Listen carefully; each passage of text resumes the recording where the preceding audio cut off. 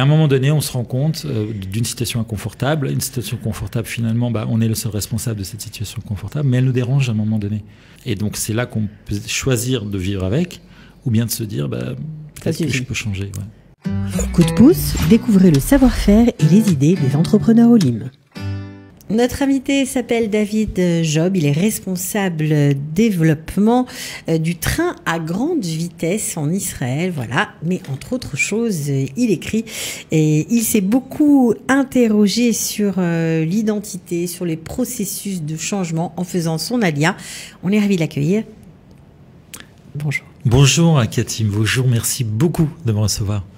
On est ravis. Alors, tu as fait beaucoup de choses. Tu es très occupé dans ta vie professionnelle, on l'a dit, mais à côté de ça, voilà, et avec l'ALIA, tu t'es intéressé, on va dire, au coaching, mais pas seulement, plus largement, on va dire. Oui, effectivement, je me suis intéressé au changement, au processus de changement. Qu'est-ce qui fait qu'à un moment donné, on amène à vouloir changer et à, entre guillemets, réussir son changement. D'abord, qu'est-ce que ça veut dire réussir son changement? Qu'est-ce qui nous amène à réussir? Et les différents principes, les différentes étapes qui peuvent amener au changement.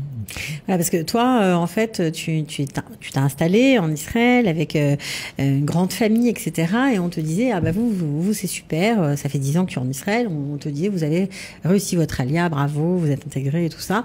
Et c'est ça qui t'a fait aussi réfléchir, ça veut dire quoi, réussir son alia? Voilà, exactement.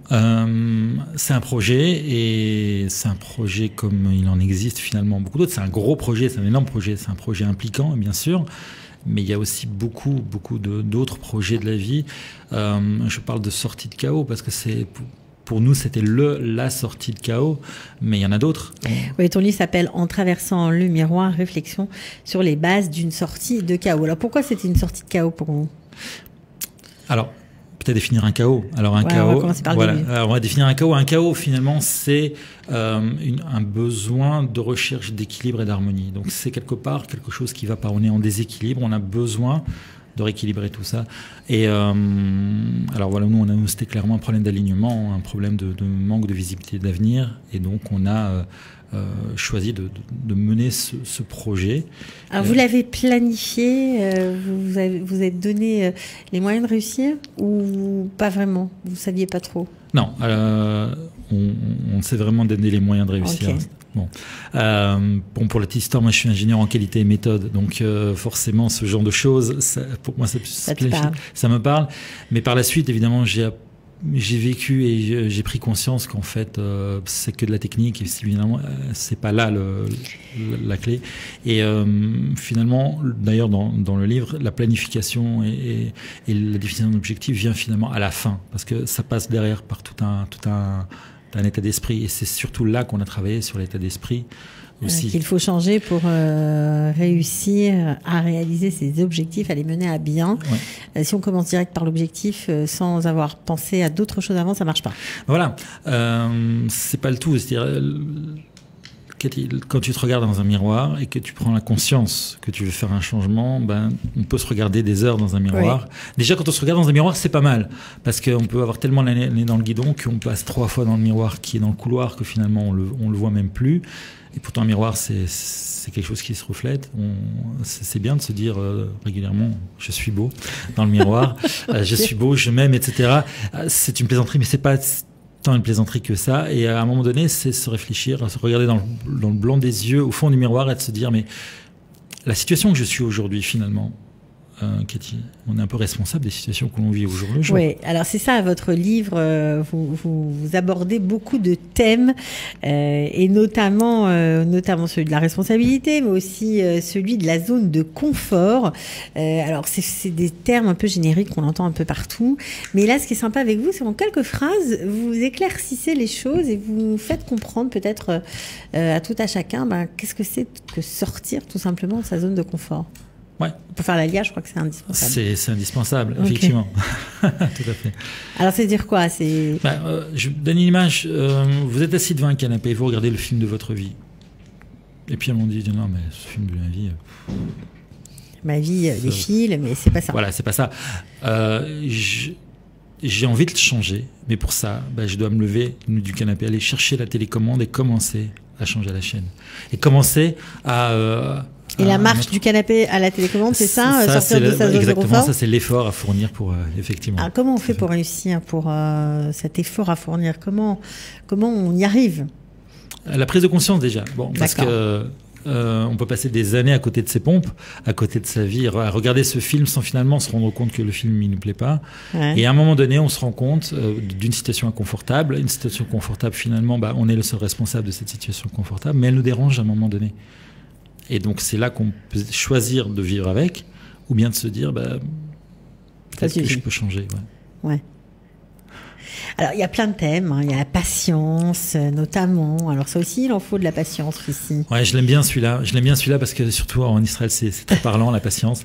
Et je donne l'exemple du feu de signalisation. Évidemment en Israël, le feu rouge, le feu orange, le feu vert, parce que rouge on s'arrête, orange on klaxonne et vert on démarre.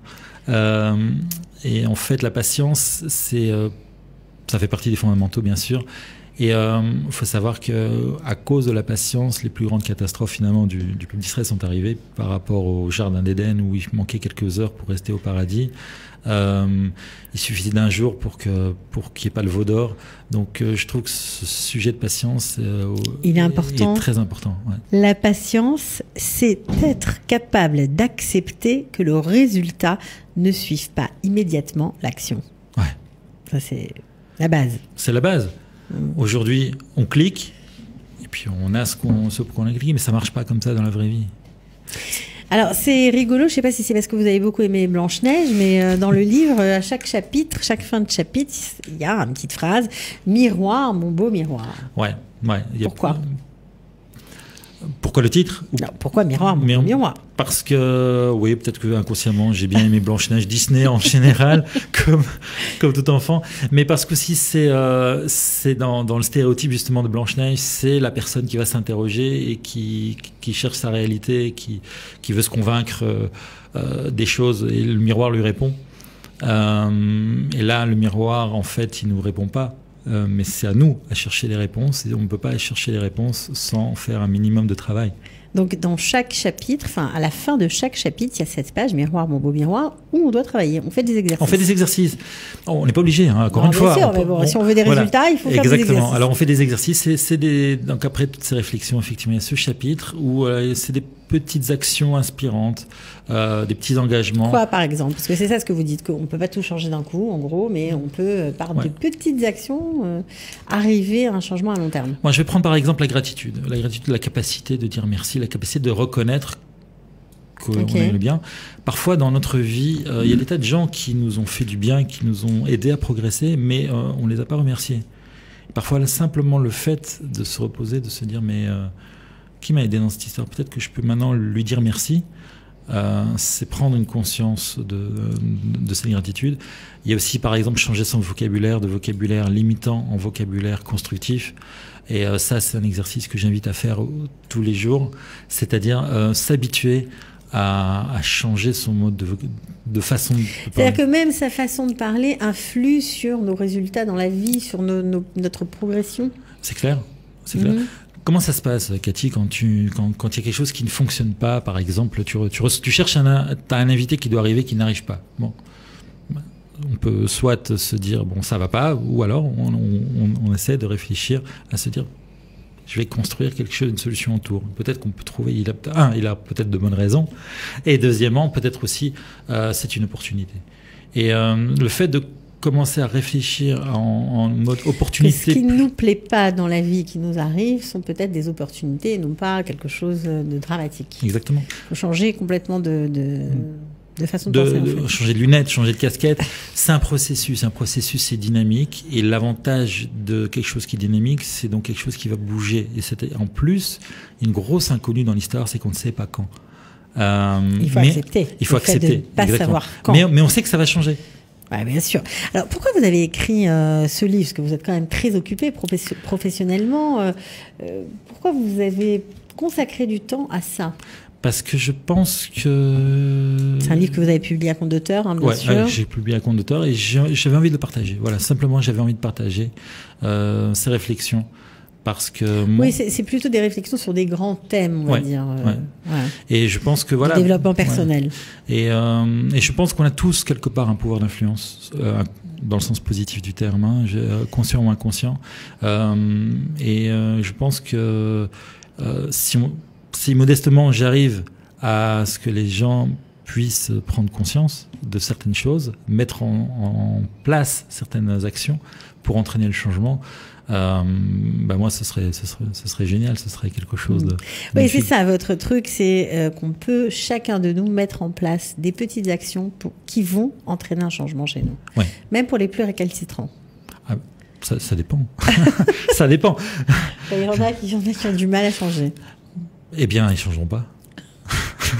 Tout simplement. Les actions d'aujourd'hui sont les résultats des décisions du passé. Et ce qui se passera dans le futur sont les résultats des choix d'aujourd'hui. Donc voilà, mais il ne faut pas venir se plaindre. Il est dur, hein, notre ami David. Bon, alors en tout cas, on fait comment pour se procurer Amazon, tout simplement ? Sur Amazon.fr, voilà. Alors pour ceux qui sont en Israël, c'est Amazon.com, parce qu'Amazon.fr ne livre pas en Israël, mais Amazon.com, oui.